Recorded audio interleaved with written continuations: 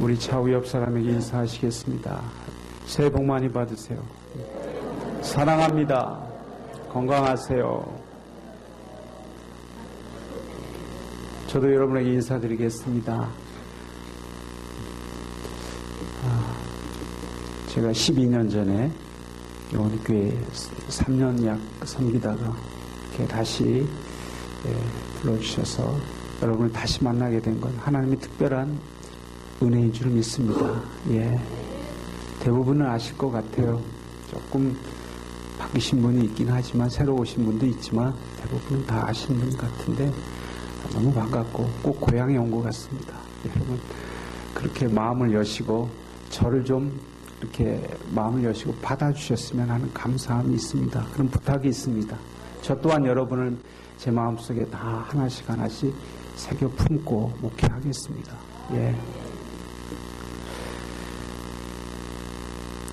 인간은 염려합니다. 염려하는 존재입니다. 염려하지 않는 사람은 사람이 아닙니다. 인간은 한 가지 즐거운 일이 있으면 세 가지, 네 가지의 염려가 찾아옵니다. 항상 삶 가운데서는 염려가 있는 것이죠. 제가 아는 어떤 분은 자기 둘째 아이가 스스로 공부해서 아주 좋은 대학원에 입학했다는 것을 자랑스럽게 얘기했습니다. 그러면서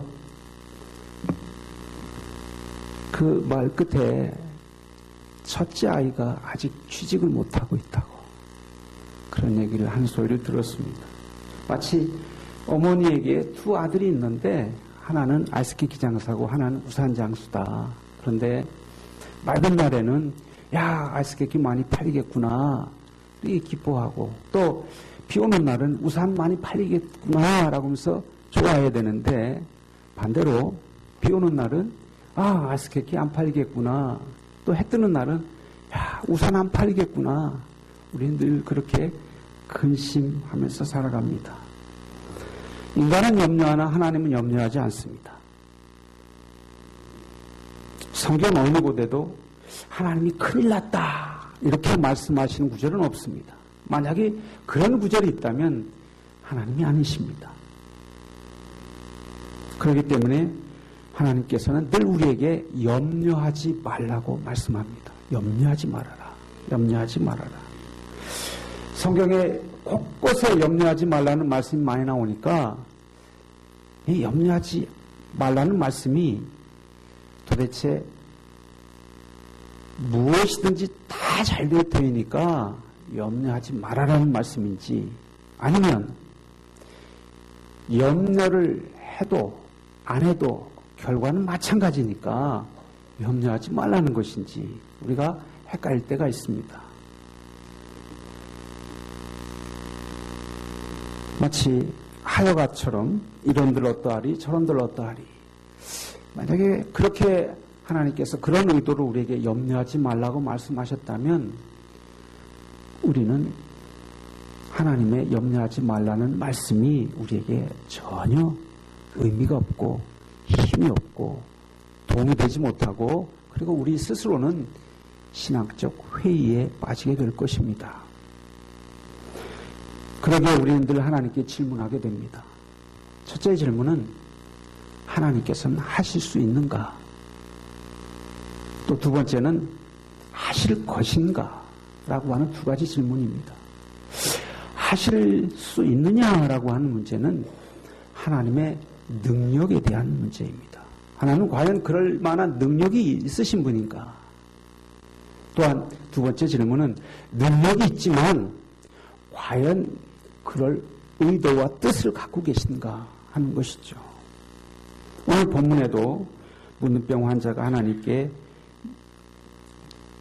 예수님께 질문합니다. 원하시면 저를 깨끗게 하실 수 있나이다.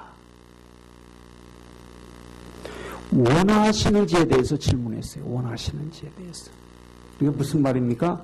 문둥병 환자가 예수님에 대해서 소문을 듣고 믿은 것은 뭐냐면 각색 병명자들이 예수님 앞에 나아가면 나음을 입어 떠다들어 예수님께서 그럴 능력과 권세가 있다라는 것을 믿은 거예요. 그러나 자기 처지, 자기 상황, 문둥병은 그 당시에 죽은 사람을 살려내는 것만큼이나 고치기 힘든 병이었습니다. 그러니까 예수님께서 과연 내 병을 고쳐주실 수 있을까? 능력은 있으시지만 나 같은 공동체에서 완전히 배제되고 소외된 나 같은 존재에 관심을 갖고 그 치료의 은혜를 베풀어 주실 것인가? 라고 하는 질문을 하게 되는 것입니다. 그런데 예수님의 질문은 문둥병자에 대한 예수님의 대답은 단호합니다. 간단합니다. Yes. 그럼 내가 원하노니 깨끗함을 받으라. 믿습니까? 예수님에게는 그럴 만한, 고칠 만한 힘과 능력이 있고 또 고쳐주고자 하는 뜻도 있다는 거예요.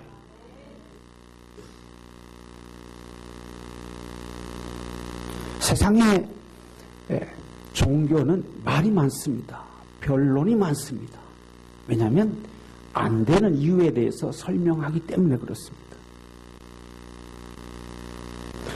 왜 깨끗함을 얻지 못하느냐? 왜 문제가 해결되지 않느냐? 이걸 설명하려면 우리가 굳이 믿음이 필요 없습니다. 그런 이유는 얼마든지 될 수 있습니다. 예수님 말씀보다 우리가 신앙생활하면서도 세상적인 사상이나 철학에 우리가 마음을 빼앗기가 쉽습니다. 예수님처럼 문둥병자에게 깨끗하게 해주시는 것이 어려운데 많은 설명이 덧붙여지게 됩니다. 예수님께서는 그러나 그런 설명하시지 않았어요. 딱 한마디 하셨습니다. 뭐라고 말씀하셨습니까? 내가 원하노니 깨끗함을 받으라. 그리고 그렇게 되었습니다. 이 세상에 그 어떤 누구도 예수님처럼 단 한마디로 예스, 그래, 그렇게 되기를 원합니다. 그리고 그렇게 된 것입니다. 이것이 믿음입니다. 예수님 같은 분이 없다라고 하는 이유가 여기에 있습니다. 예수님만이 우리에게 그렇게 말씀하실 수 있고 또 그렇게 치유하시고 그런 능력을 보여주셨습니다. 예수님께서 이 땅에 오셔서 말씀하시기를 나를 본 자는 아버지를 보았다라고 말씀했습니다. 하나님 말씀을 가르치시고 전파하셨을 뿐만 아니라 하나님의 뜻을 하나님의 말씀을 통해서 하나님을 보여주셨습니다. 여러분 원하고 바라옵기는 여러분이 하나님을 여러분 삶 가운데 하나님의 말씀의 능력을 믿고 받아들여서 하나님을 볼 수 있기를 원합니다. 아, 하나님 나와 함께 계시는구나. 하나님의 말씀을 받고 믿었더니 그 말씀대로 이렇게 하나님께서 나와 함께 하셨구나. 지금도 함께 하시구나. 그것을 볼 수 있기를 원합니다.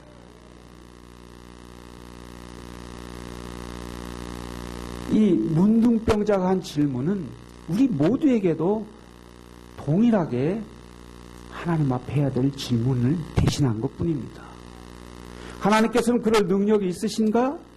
하나님께서는 우리를 고쳐줄 만한 뜻이 있으신가? 능력이 있지만 난 그렇게 하고 싶지 않다. 그렇게 말씀하시든가 아니면 그렇게 하고 싶지만 그럴 만한 능력이 내게 없다. 그러면 문둥병자에게는 아무런 기적과 치유가 나타나지 않습니다.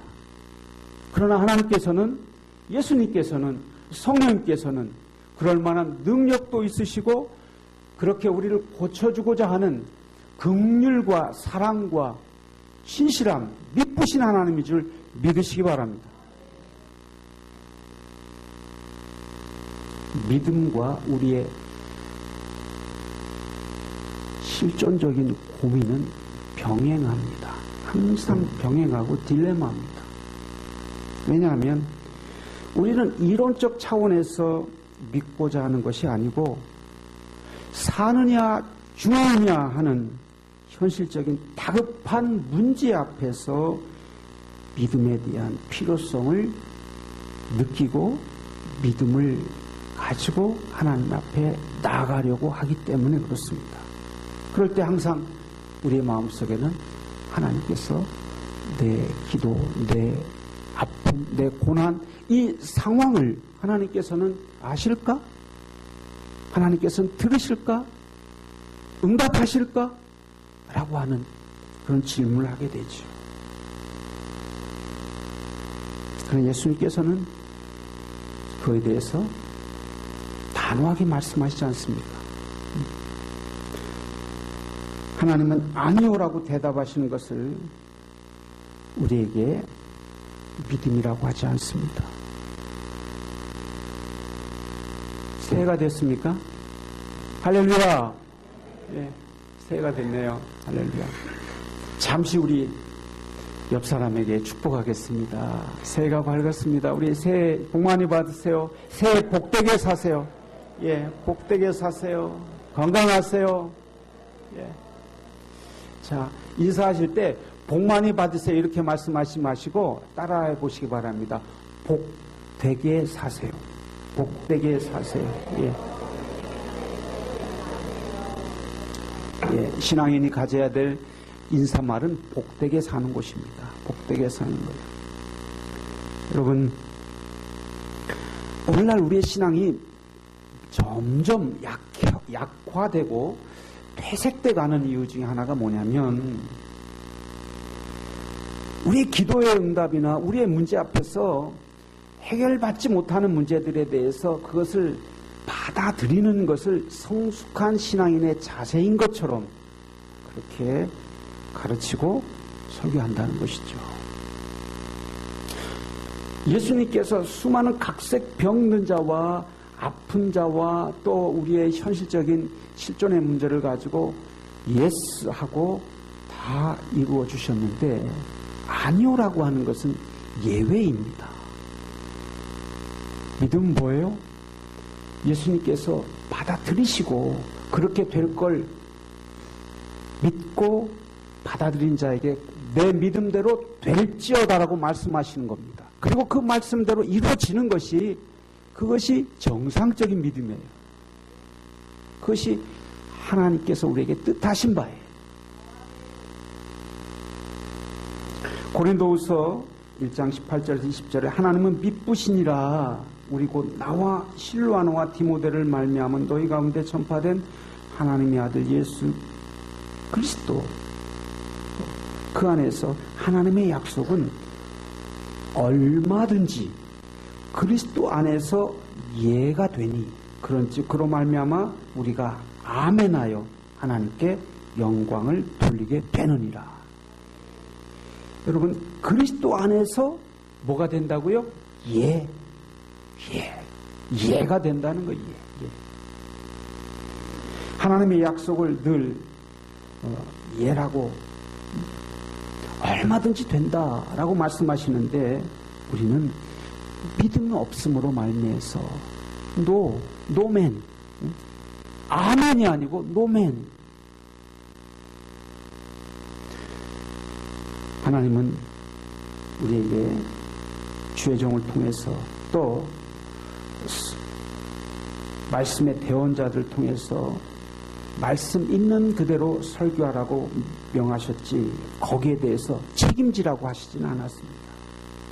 말씀대로 안 이루어지면 어떡하나 염려한다면 그건 믿음이 아니라 교만입니다. 하나님은 하나님의 말씀을 전하라 들어라 믿어라 말씀하시지 거기에 대해서 책임지라 말씀하신 적이 없습니다. 책임은 누가 지십니까? 말씀하신 하나님께서 지십니다. 병자가 있으면 병 낫기를 위해서 기도하라고 했지 기도했는데 안 나오면 어떡할까? 염려하지 그걸 염려하라고 말씀하시지 않았어요.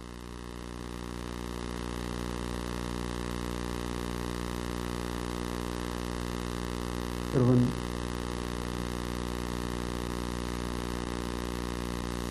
주님이 염려하지 말라고 말씀하시는 것은 우리에게 어떤 심리적인 해결책을 제시하고자 해서 주신 말씀이 아닙니다.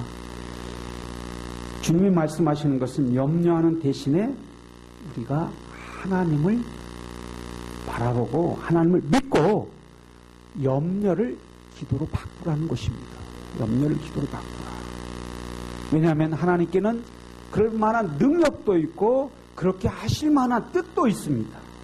사람에게 어떤 문제가 있든지 하나님을 그 상황에, 여러분의 현실의 상황에 하나님을 초청하시기 바랍니다. 아프십니까?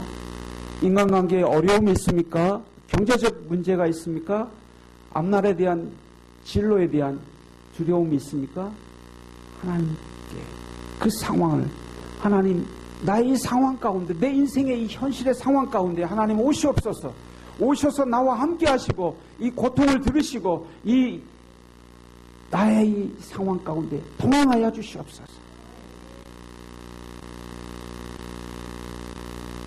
사람이 믿음이 없는 게 문제지 하나님께서 함께 하시면 의외로 쉽게 해결되는 것을 수없이 보고 또 경험했습니다. 여러분, 컴퓨터의 그 모든 프로그램은 0과 1로 되어 있습니다. 아무리 복잡해도 0과 1이에요. 그 이제 순서만 바꾸는 거예요. 컴퓨터 모든 프로그램을 풀 때 0과 1이에요. 결국은 믿음이 없느냐, 믿음이 있느냐, 그 문제입니다. 새해를 맞이하면서 우리에게 가장 크게 다가오는 그런 두려움들을 여러분 이제 하나님께 나오셨으니 하나님께 맡기시고, 내가 2016년도 믿음 없는 자가 아니라 믿음 있는 자가 돼야 되겠구나. 그 마음, 그 결단을 가지고 새해를 힘차게 저와 함께 시작할 수 있기를 소망합니다. 예.